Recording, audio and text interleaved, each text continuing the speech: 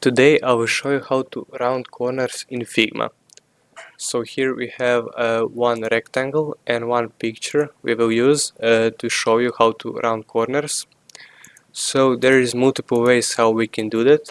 First way is here on the right side we have an option for corner radius, and we can drag this left or right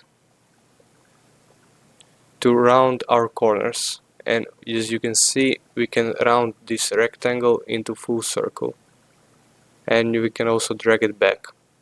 What we can also do is we can type in the exact number we want. For example, let's say 15.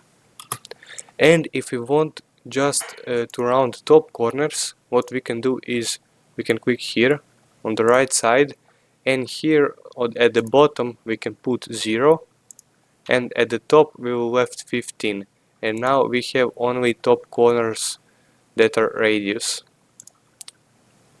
So also we have here corner smoothing. For example, this corner radius is not a perfect circle, so if we want to smooth it out we can use this, and as you can see, it adds a little bit smooth to the corner, so you can use that. And the same thing we can do with the image.